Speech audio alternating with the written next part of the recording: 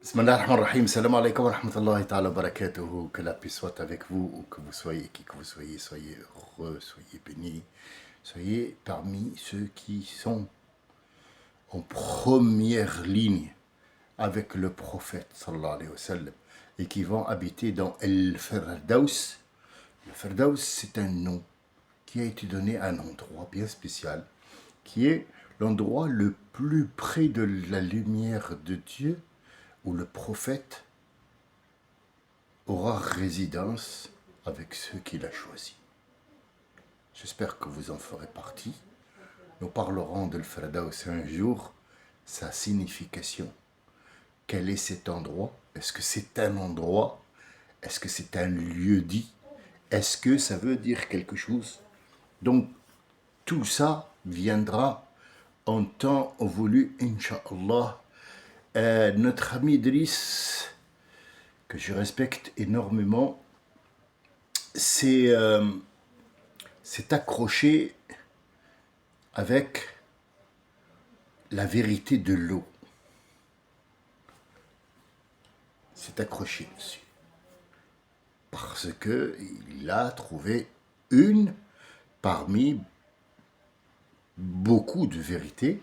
Il en a trouvé une et le sujet l'intéresse et il voudrait que j'élargisse un petit peu mon point de vue pour qu'il puisse y avoir une intersection entre ce qu'il a découvert, ses informations, et les miennes, pour qu'il puisse y avoir entre nous une intersection, donc une autre compréhension de cette vérité qui s'appelle l'eau. Ma réponse était, puisque vous voyez tous dans les commentaires, que je pourrais, si les autres le veulent bien, pourquoi? Il y a des gens qui sont encore en train de comprendre la première aille. Il y en a qui ont compris une aille, et l'autre ne l'a pas compris, et l'autre après. Il y en a qui a tout compris, il y en a qui ont focalisé sur les exemples, et que les exemples, on leur a donné une ouverture sur la vraie image. Il y en a qui n'ont pas d'image, ils ont juste ma parole contre celle d'autres. Donc en fait, on n'est pas au même niveau. Mon rêve, c'est pas une rêve, c'est une réalité où on peut y arriver. Peu importe qui tu es, l'âge que tu as, la nationalité, le langage que tu parles, ou alors le visage ou la forme que tu as, tout ça, c'est du physique, ça n'a aucune importance. Mais si les nafs du plus vieux d'entre nous jusqu'au plus jeune sont accordés sur une vraie vérité, nous faisons un malheur. Un malheur dans le bon sens, c'est-à-dire nous faisons au contraire le bonheur de nous-mêmes parce qu'on s'est rapproché d'Allah Azza wa Jal. Ce rapprochement est le même ici que dans l'au-delà. Ça, quelque part, ça a un rapprochement avec le mot al-firdaus. Mais on va reprendre, Inch'Allah, jusqu'à arriver à la fin, et je reprendrai l'eau qui est en rapport direct avec le Messie, le faux Messie. Pas Jésus, non. Al-Masih ad-Dajjal que nous avons oublié, qui est le Masih ad-Dajjal, qu'est-ce qu'il va faire? Pourquoi il se fait obéir par l'eau? Pourquoi l'eau l'emporte où il veut? Et quel est le rapport entre lui? Et quand il dit à ce qu'il y a dans la terre, les matières précieuses, les métaux, il leur dit de venir à lui, ils viennent, et quand il coupe quelqu'un en deux, il se remet directement ou automatiquement vivant. Pourquoi? Est-ce qu'une hallucination? Est-ce que c'est un mythe? Est-ce que c'est une vérité? Tout ça est dans le Coran, avec aussi la sunna du prophète qui nous a raconté l'histoire du Messie ad-Dajjal qui est en contact avec l'eau. Donc notre ami Idriss, quelque part, a tout à fait raison d'avoir accroché avec l'eau. Et donc, j'y reviendrai. Mais avançons un petit peu.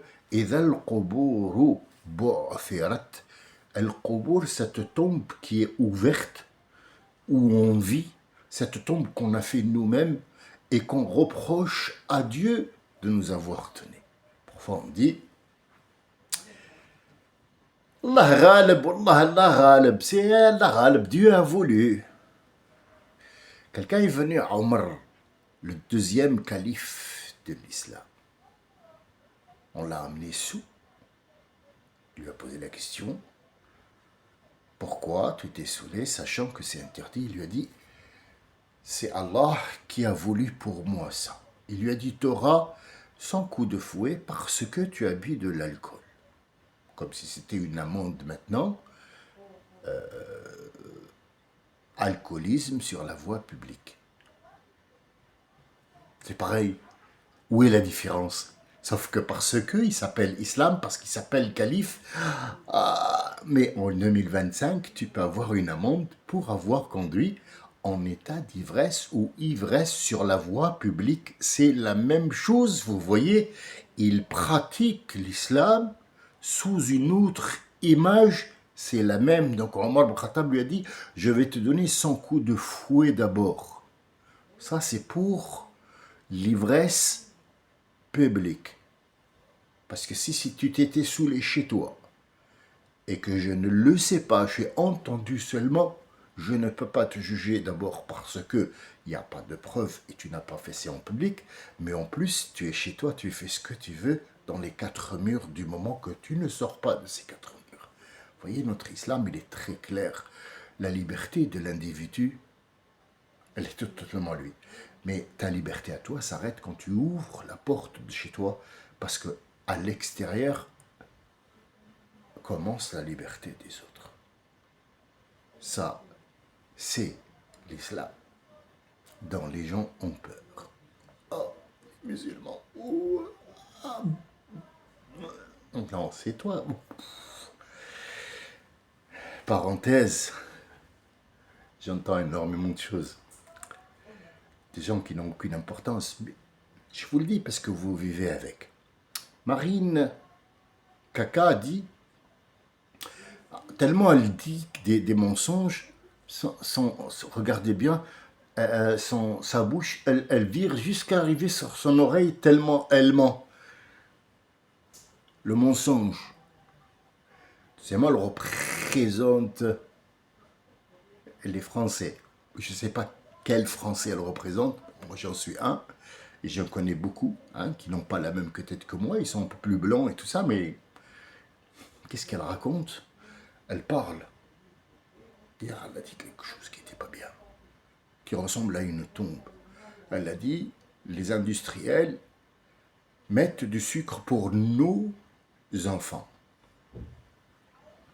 Pour nos enfants.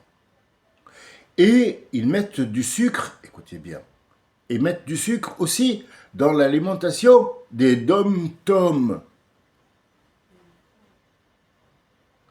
Pourquoi tu as mis ça et ça séparé, sachant que les dom-toms, c'est la France? Je n'ai pas compris. Juste comprendre. Moi, j'écoute, je suis là. C'est une personne publique qui a dit, voilà, je fais, c'est fait. Est-ce que tu t'entends parler? Est-ce que ceux qui te donnent feu vert pour les représenter, ils t'entendent parler sachant que tu as volé leur argent comme l'industriel est en train de les voler en mettant du sucre? Tu as volé le monde en faisant rien du tout pour donner à ta famille du caviar. Tu vis grâce à Dieu qui t'a mis là pour une raison ou une autre, parce que les tombes dans lesquelles on vit, malheureusement, il leur faut une raison pour être. S'il n'y a pas de raison d'avoir une tombe ici, il n'y a pas de raison, on vit tous sur la terre. Mais on a choisi d'être une tombe à l'intérieur. Mais j'entends l'autre qui a dit, les musulmans, les arabes, le couscous, les musulmans. Tu es en train de mélanger, mon ami. Il n'y a pas d'arabes en France. Il y a des nord-africains. Les arabes, ils sont en Arabie. Les arabes, ils s'achètent. Malheureusement, eux-mêmes nous détestent. Mais disons que nous sommes arabisés par l'islam. Je l'ai répété 50 fois. C'est pas parce que le Québec parle français qu'ils sont français. C'est pas parce qu'au Congo ils parlent français qu'ils sont, au Sénégal ils parlent français qu'ils sont français. Français c'est pas ça. Il n'y a jamais eu de français. Le français c'est un mot qui a été fabriqué parce que la moitié des Français sont des germaniques. Il n'y a jamais eu de français. El-Efranj, ce sont des germaniques. L'Europe était germanique. Sachez que aussi, pour une autre information, je vous donne des petites informations, comme ça vous avez une large, pour que celui qui parle devant vous, vous avez de quoi lui répondre. On reste toujours poli, mais attention, moi personnellement, je ne le suis pas quand il ne faut pas. Je sais très bien déclencher l'autre cassette, mais on peut être aussi d'une autre gamme. La carte géographique qu'on a lue toute notre vie, qu'on a étudiée toute notre vie, la carte géographique qu'on nous donne dans les livres, qu'on donne à nos enfants, personne n'est monté en haut, à part le satellite et quelques personnes qui ont fait l'orbite, pour nous dire la carte, elle n'est pas vraie. La grandeur des pays qu'ils ont mis, la grandeur des continents, la répartition de cette géographie qu'on nous donne, elle n'est pas véridique. Elle est grande selon ce qui les arrange, et elle est petite selon ce qui les arrange.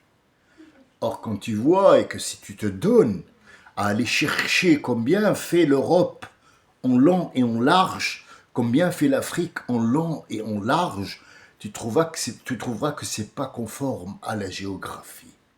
J'ai été deux fois renvoyé du lycée à l'époque. C'est un calcul tout simple, mental. Non, je suis pas surdoué, je suis pas un HPI, non, du tout. Je dis, c'est pas normal. C'est comme une photo qu'on prend. Si par exemple, je me mets comme ça et que je mets la photo, mon ventre, il est plus gros que ma tête.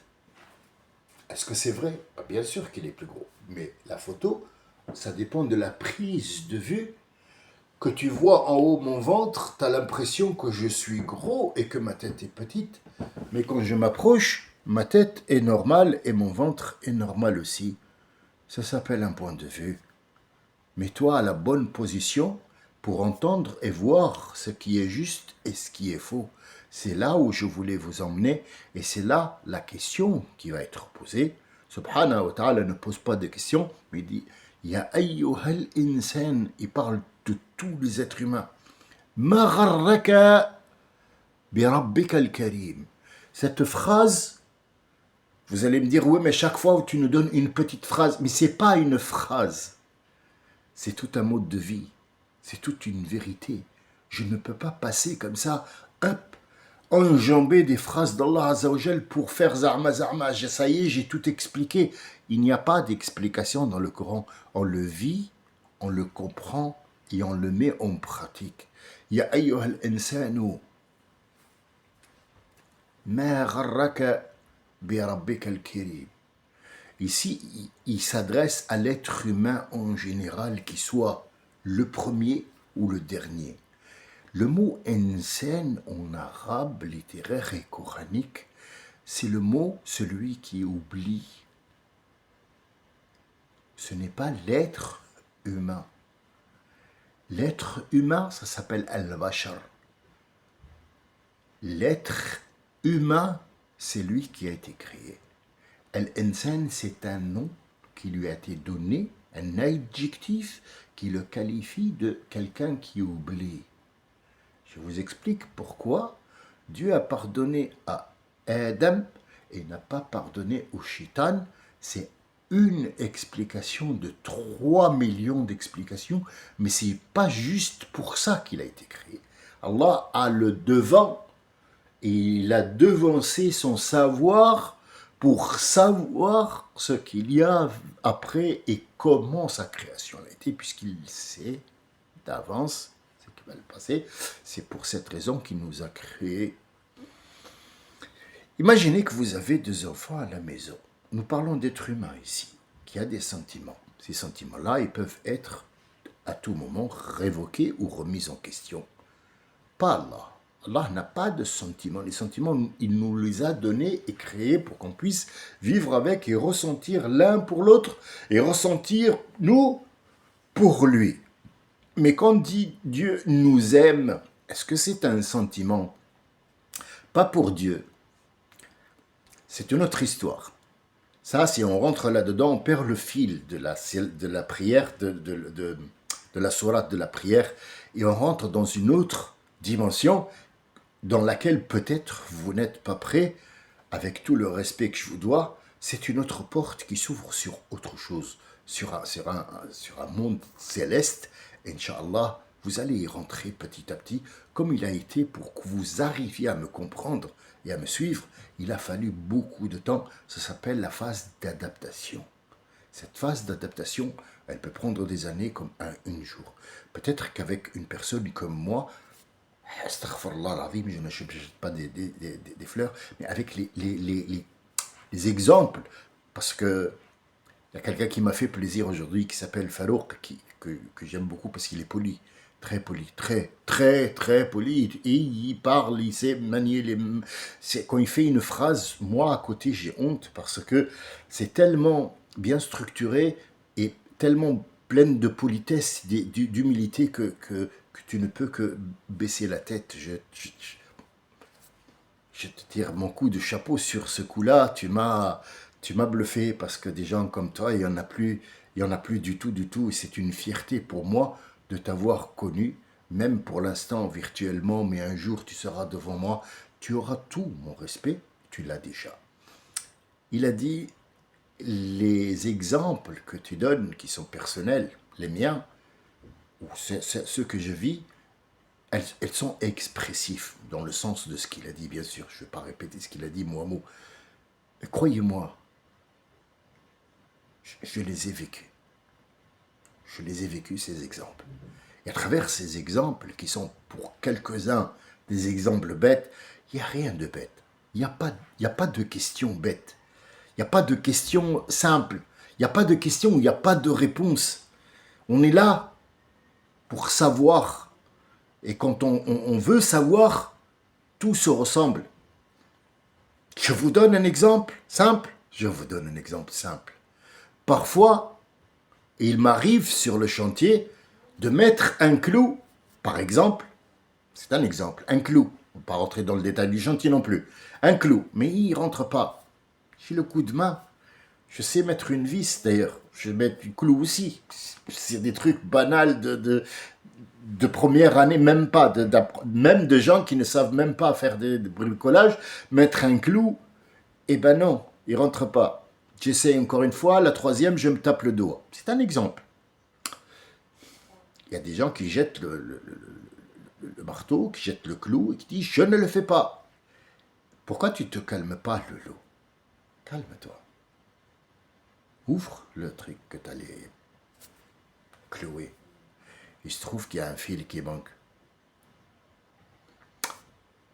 Est-ce un hasard? Est-ce un signe?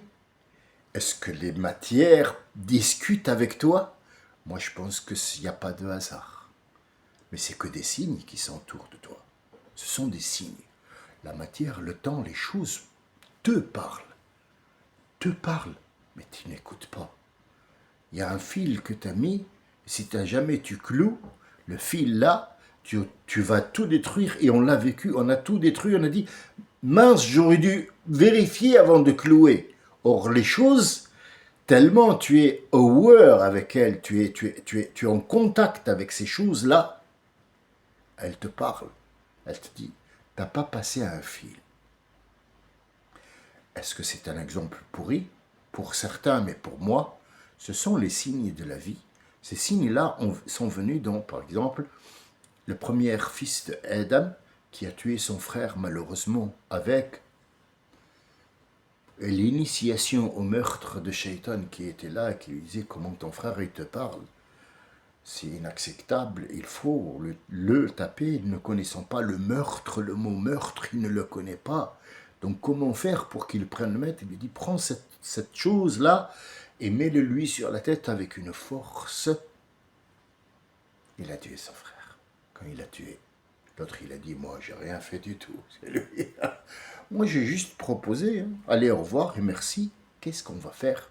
Il va y avoir un corbeau et non pas deux comme il a été signalé. Un seul corbeau qui va venir creuser dans la terre.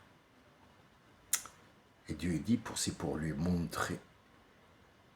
Et donc quand il a vu le corbeau, il a fait la même chose. Il a mis son frère sous la terre. Il a dit, Ya Waili.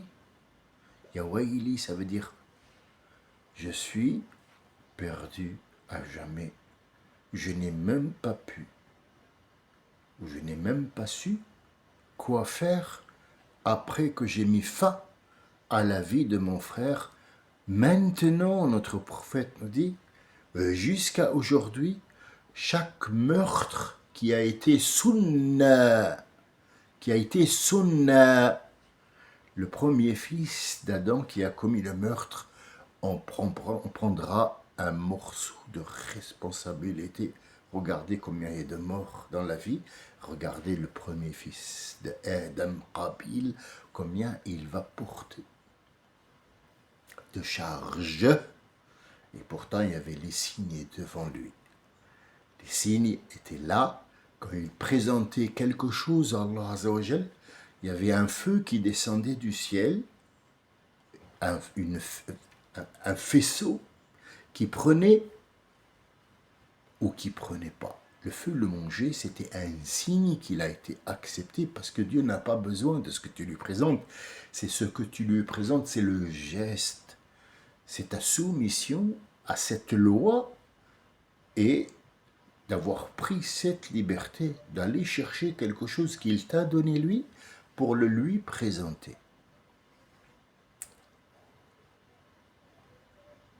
Avons-nous compris ça? Je ne sais pas trop. Je ne sais pas trop. Donc avec tout ça, la question est, si on la prend comme question, bien sûr, Ya ayyuhal insan, oh celui qui t'a oublié, qui a oublié. L'être humain qui oublie s'appelle insan, vient du mot nesien. Il l'oublie et il faut qu'il l'oublie. Il faut absolument qu'il l'oublie. Vous avez cru que j'ai oublié de vous dire pourquoi comme étant un être humain et sentiment? Pas du tout. J'essaie de trouver le retour. Et je l'ai fabriqué, le retour. Tu es parent. Nous parlons d'un être humain qui a des sentiments, qui a 2 enfants, qui les aime, qui les a fait. Nous parlons d'être humain, on est bien d'accord. Il les a fait? Oui. Il les a fait quelque part. D'une certaine manière. Il a bien travaillé, il y a 2 enfants. Un qui est plus vieux que l'autre, ou les deux, ils ont le même âge, ou peu importe, ça c'est des détails. Après, si on parle d'être humain, c'est des détails. Si on parle d'Allah, non. Il n'y a pas de hasard. C'est fait exprès, plus grand, plus petit, moyen, c'est fait exprès. Mais nous, les êtres humains, on a 2 enfants, ils sont là. Dans le frigo, il y a des choses, on ne touche pas. On ne touche pas. Qu'est-ce qu'on va prendre comme idiotie qui est dans le truc, que tu as mis dans le frigo, toi, étant un adulte, et que tu ne veux pas que les enfants touchent parce que c'est pas bien pour eux. Et c'est pas le même exemple de ce que je veux vous amener à comprendre. C'est pas le même. Nous parlons d'être humain, donc il y a des failles dans ce qu'il y a. Dans l'être humain, il y a des failles, énormément de failles. Et avec ces failles-là, on va dire qu'on a mis de la bière dans le frigo. La bière, même si on est un Français, ou un Bouddha, ou un truc où la bière est autorisée, on ne peut pas dire aux enfants qu'il faut faire tel et tel. Donc on met les bières là-bas et on dit on a apporté des gâteaux, des machins, des trucs au plus jeune, on lui a donné, on le gâte et ainsi de suite. Le plus vieux, il est là, il regarde, ça lui plaît pas du tout. Il n'a pas posé la question. Peut-être que parce qu'il est petit ou peut-être que moi aussi j'ai eu ça et ça et ça. C'est un âne avec des grosses oreilles et il va faire en sorte de pousser le jeune à aller au frigo et de boire cette bière et de commettre une bêtise. Donc avant d'aller pousser le jeune pour commettre la bêtise, le papa, il va venir, il va dire, écoutez, il y a un truc dans le frigo, il ne faut pas le toucher, on est bien d'accord. D'accord? Voilà. Toi, le grand, va faire tes devoirs, va faire un truc, et il va lui dire, non, je ne fais pas, pourquoi lui, tu lui donnes et pas moi? C'est moi qui veux, pourquoi tu apportes des bonbons, et pourquoi je ne sais pas quoi? Il dégage, va faire tes devoirs. D'accord. Il va venir à son petit frère et va lui dire, tu sais quoi? Tu sais pourquoi il ne veut pas que tu ouvres le frigo? Il ne veut pas que tu ouvres le frigo parce que ce truc-là, ça te fait devenir grand. Et du coup, tu vas le commander. Si tu le commandes, tu auras le pouvoir en main et tu auras le truc. Et peut-être que, ce peut-être que, quand quelqu'un te le dit, c'est qu'il ne sait pas. S'il sait, il n'y a pas de peut-être que. Peut-être, mais le doute sur sa réponse. Et si sa réponse, il y a un peut-être, c'est qu'il n'a pas le savoir total, donc il ment. C'est ce qu'il nous a raconté sur Iblis. Il a dit c'est un âne avec des grandes oreilles, parce que ce qu'il a dit, c'est pas digne de quelqu'un qui est intelligent. Inna shaitan kaydahu dhaif. Shaitan vient avec des idées qui émanent d'un âne. Il a dit, ah, c'est comme ça. Ah ben, je vais boire. Parce que le jeune, il sait pas. Il a bu, il s'est saoulé, il est tombé, il m'a cassé la tête. Quand il s'est réveillé, son père lui a dit, je t'ai dit de ne pas boire, de ne pas toucher ou pas. Ah, pardon, papa, j'ai pas fait exprès. Wallah, je sais pas. Il a dit une vérité, malgré qu'il a commis une connerie. Il lui a pardonné. Mais il lui a dit, attention, je te pardonne, mais j'oublie pas. Va te laver, et dans cette chambre, tu ne reviendras que si tu fais tes preuves dehors. Pour toi, tu quittes la maison parce que tu as un cœur noir. Il ne peut pas être réparé. Tu as osé me défier, pourtant tu habites chez moi.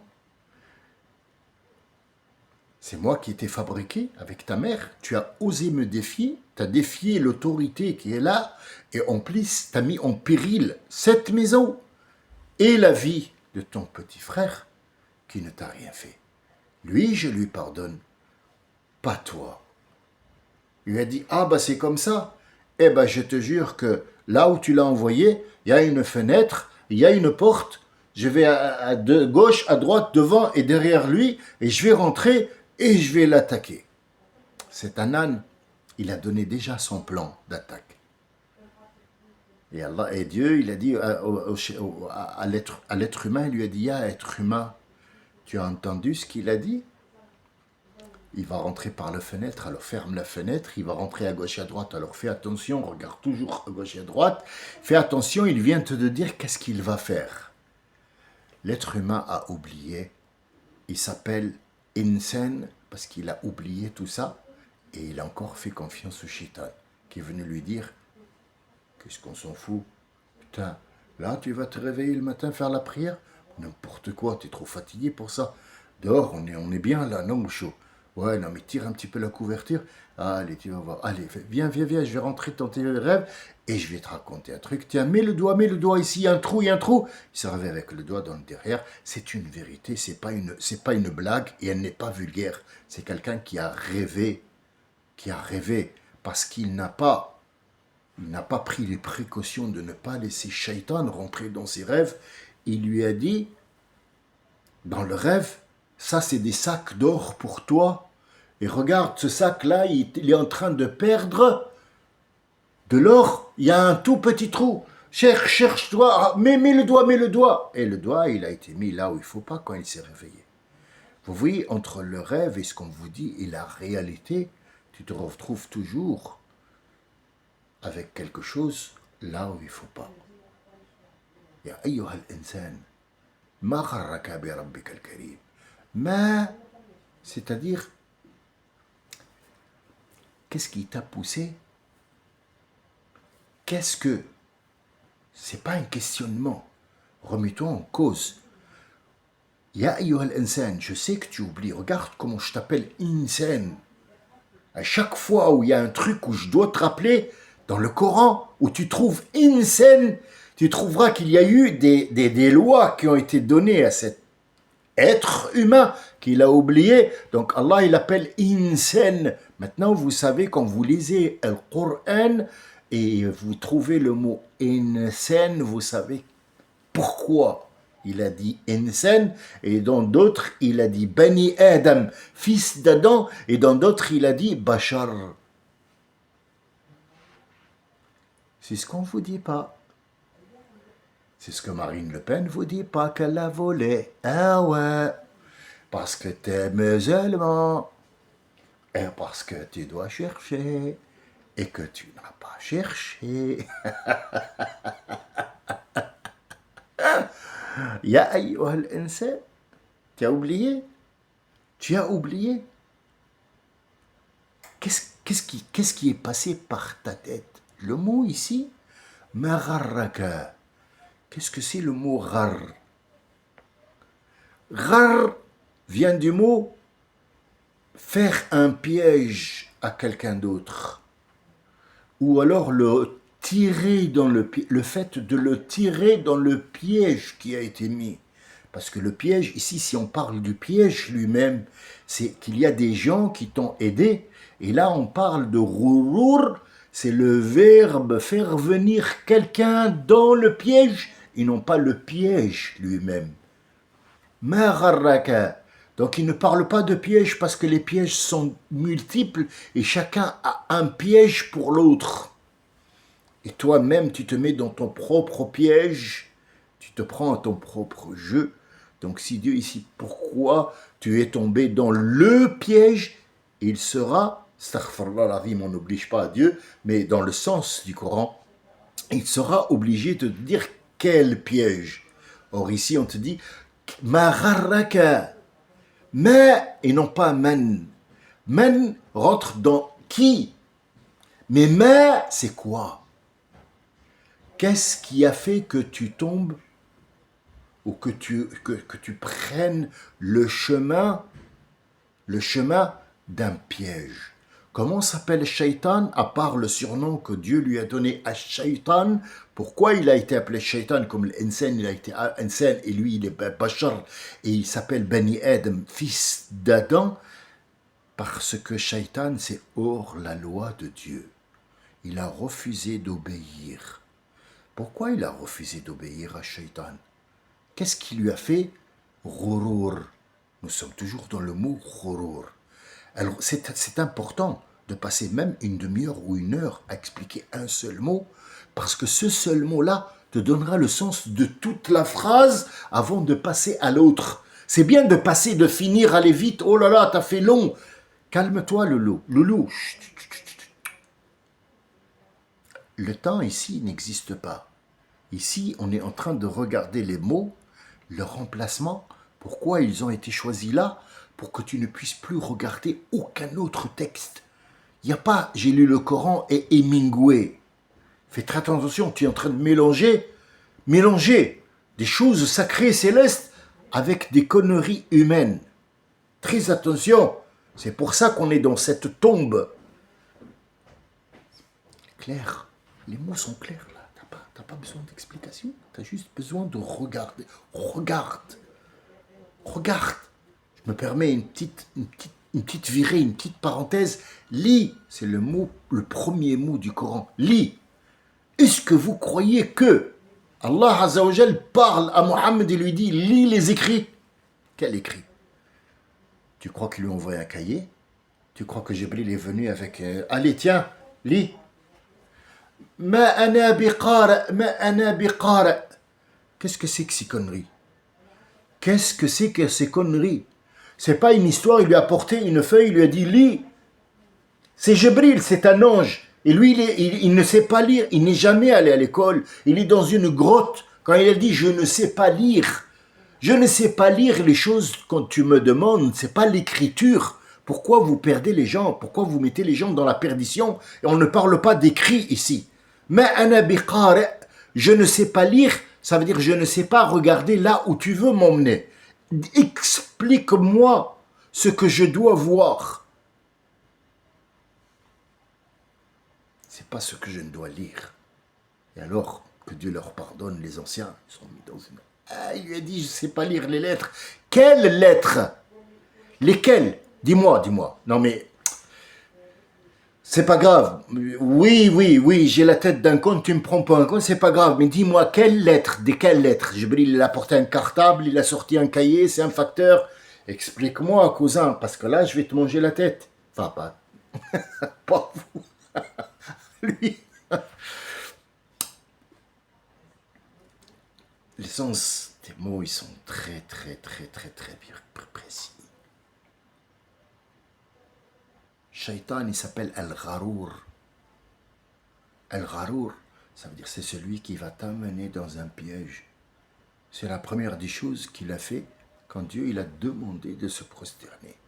Pourquoi Dieu demande à un être humain, à un ange, un truc de se prosterner? Qu'est-ce que cette prosternation? Est-ce que c'est un geste comme ça? Et pourquoi ce geste? Pourquoi on baisse la tête, ça peut être... Et pourquoi c'est pas comme ça, par exemple? Ou bien comme ça, comme Hitler, ou bien comme ça, comme les trucs. Pourquoi cette prosternation est une histoire de se mettre à moitié penché et se relever, ou alors carrément sur le sol? Pourquoi? Comment un être humain peut se prosterner devant un autre être humain et comment une créature peut se prosterner devant une autre créature, sachant que le seul qui mérite cette prosternation, ça veut dire se mettre tout en bas pour le satisfaire. Et se mettre tout en bas, ce n'est pas une satisfaction, c'est commencer de là où tout finit pour arriver là où tout commence. C'est ce que le shaitan n'a pas compris. Je le répète pour que vous le compreniez. لقد خلقنا الإنسان في أحسن تقويم. Nous avons, ça c'est la sourate qui vient après. لقد خلقنا الإنسان في أحسن تقويم. Allah et ses attributs, ses adjectifs ont créé l'être humain dans la meilleure des conditions de la création, dans le top des tops de la compréhension de tout ce qu'il y a. Et puis après, on le remet tout en bas pour qu'il puisse remonter petit à petit et comprendre là où il va. C'est important. Donc, monter, c'est le but, et ne pas descendre. Descendre, ça veut dire se soumettre à quelque chose. Monter, c'est demander l'excellence. Ma gharraka, et pas man. C'est pas qui. Ça peut être Shaitan, oui, il est toujours à l'origine, mais ça peut être toi-même qui t'es mis dans un piège, comme le piège dont on est prisonnier qui s'appelle la tombe, cette tombe où il y a des objets. Je vais poser une question, et ça c'est une question qui vient de moi. Pour vous, si vous voulez y répondre, il n'y a pas de souci. Je voudrais bien voir vos questions. Dites-moi, est-ce que de toute la journée, il y a eu un seul moment où tes mains n'ont pas touché quelque chose? Répondez-moi ou répondez-vous à vous. Je laisse cette parenthèse, je la ferme et je vais l'ouvrir parce que c'est un grand sujet de débat. C'est un grand sujet où on peut débattre, il y a beaucoup de points et on apprend énormément de choses à partir de cette question-là. Est-ce que dans la journée, ça veut dire le moment où tu as ouvert les yeux, tu as dit Bismillah ar-Rahman ar-Rahim, alhamdoulilah, je suis encore en vie, jusqu'au moment où tu vas dormir, dis-moi, est-ce que tes mains ont été un laps de temps loin de tout contact de toute chose? J'attends ta réponse. Ma gharraka bi rabbika al-karim. Ya ayyuha al-insanu, ma gharraka bi rabbika al-karim. Ils ont bien été choisis les mots ici. Rabbika al-karim. Rabb ici, il a 99 noms, il n'en a pas utilisé un seul. Il a dit Rabbika. Rabb, c'est pas un nom. Et c'est pas un attribut, et c'est pas un adjectif, c'est une fonction. Rabb, c'est celui qui t'élève, qui te donne qui te donne à manger, qui s'occupe de toi 24 heures sur 24, comme on dit Rabb al-Aïla, le papa s'occupe de ses enfants pour aller leur chercher à manger. C'est pour ça qu'il prend le nom de Rabb, mais il ne peut pas être au rang de Seigneur, il est au rang de papa seulement. Ar-Rabb, c'est le Seigneur, c'est celui grâce à qui tu vis. Et quand on dit Rabb, il y a forcément donation. Quand on dit loi et reconnaissance, il y a Allah qui n'est pas un nom, ce n'est pas un adjectif, ce n'est pas une fonction, c'est une nomination. Allah est une nomination. Son nom est Ar-Rahman. Ces adjectifs, Ar-Rahim, Al-Malik, Al-Quddus, Al-Salam, Al-Muhaymin, Al-Aziz, Al-Jabbar, Al-Mutakabbir, ainsi de suite jusqu'à arriver le dernier. Malik al-Mulk, Dhul Jalali wal-Ikram, Al-Azim. Tous ces noms-là, il ne les a pas utilisés. Il a utilisé une fonction arabe et derrière lui, il a utilisé un adjectif qui le qualifie, qu'il a pris pour nom Karim, ça veut dire celui qui donne sans attendre, qui donne sans un échange, qui donne, le généreux. Maharraka bi Rabbi, qu'est-ce qui a fait la raison pour laquelle tu es tombé ou tu vas tomber dans un piège où tu as utilisé cette ânerie que tu appelles vie pour me défier, moi, ton Seigneur, qui n'arrête pas de te donner. Alladhi khalaqaka fasawak fi ahsan sura. Pourquoi? Quand moi, la première des choses à laquelle tu tiens, c'est ton image que j'ai pris le temps, qui n'existe pas bien sûr, c'est une façon de parler, prendre le temps, de faire la meilleure image que j'ai choisie pour toi. Et tu as bousillé cette image, comme quelqu'un à qui Dieu il a donné un beau visage, qui est allé faire du botox parce qu'il y a une ride qui est apparue. C'est méchant? Beaucoup de gens vous diront « Non, c'est pas méchant, c'est un peu de botox. » D'accord. Combien il t'a coûté? Oh, c'est rien, c'est 100 € juste pour... Tu aurais pu me dire, j'ai du ciment à la maison, ça coûte moins cher. Bah oui. Je t'aurais mis du ciment ou du plâtre. Parce que là, on ne parle plus d'être humain. Absolument rien du tout. Ya ayyuhal insanu ma gharraka bi rabbikal karim alladhi khalaqaka fasawak fi ahsani sura. T'as choisi la meilleure image. Je vous laisse avec cette image-là. Je reviendrai bientôt, Inch'Allah. Excusez-moi pour le retard qu'il y a eu, mais un problème de connexion et un problème qui arrive souvent. Cette connexion où il y a un problème, je vais vous raconter pourquoi et je vous laisserai après, mais je ne vais pas un petit peu, c'est-à-dire vous mettre en perdition, mais ce sont des informations que vous devez connaître.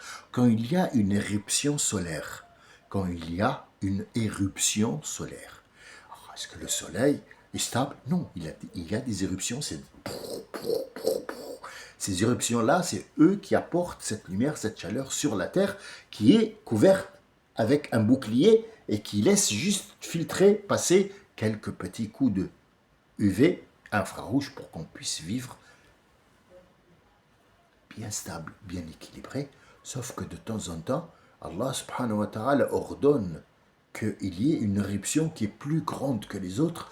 Donc, le G est plus grand du V, ce qui fait que les ondes avec lesquelles on travaille et qu'on est censé être des gens qui connaissent leur sujet, ils sont là, ils se trémoussent. Oui, nous, Elon Musk et Bill Gates et l'autre caca qui s'appelle je sais pas quoi, nous prenons... Tu prends rien du tout. Moi, si j'étais que tu te prends une claque avec moi, juste une claque, une éruption solaire peut perturber les ondes avec lesquelles nous sommes liés. Les ondes.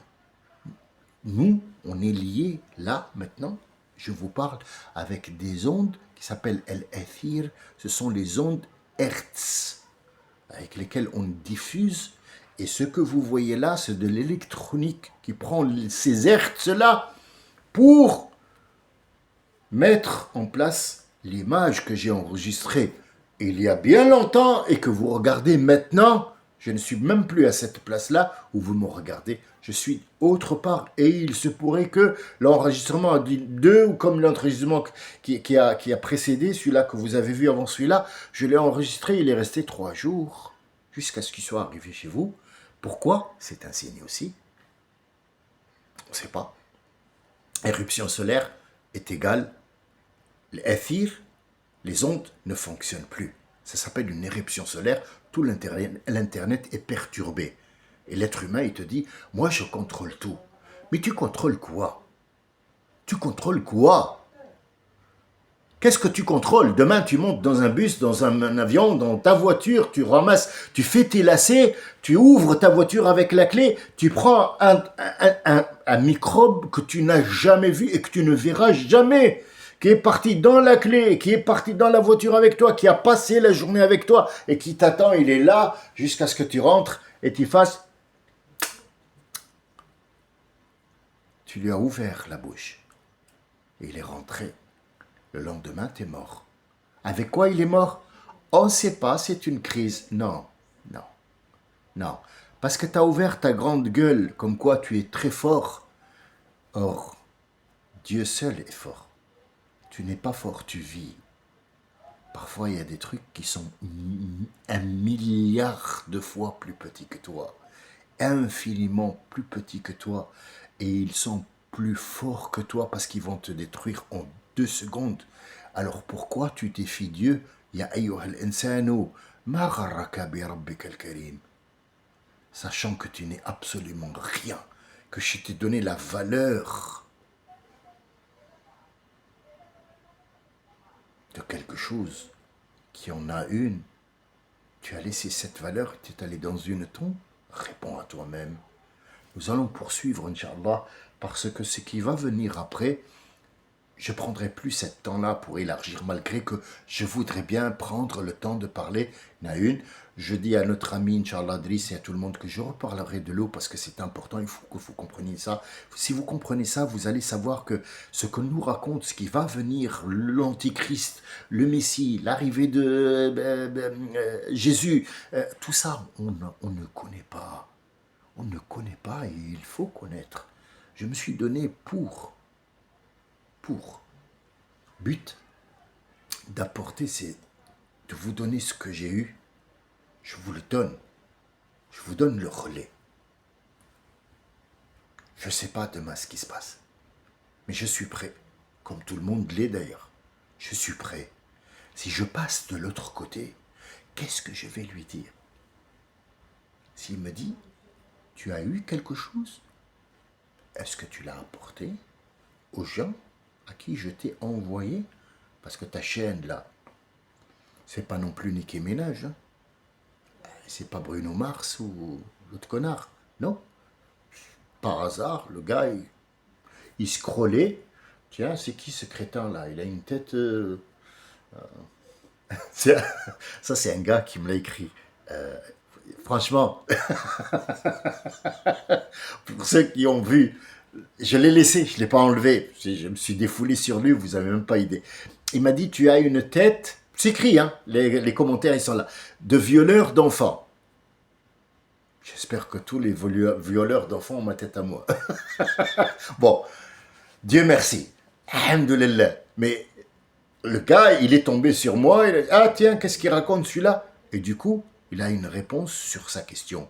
Est-ce que c'est le hasard? Ou est-ce qu'il a été guidé? Que Dieu vous guide et vous emmène là où vous voulez. Celui qui pose une question à Allah et il est sincère, il lui enverra quelqu'un qui va lui parler de tout ça. Je vous parlerai d'Abu Hanifa, comment il a été guidé pour quelqu'un qui a demandé à le voir. C'est rigolo, mais c'est plein de sens. Que votre vie soit pleine de sens et jusqu'à ce qu'on se revoie, portez-vous bien, éloignez-vous du mal, que la paix soit avec vous et ceux qui vous entourent. Salam alaikum wa rahmatullahi wa barakatuh.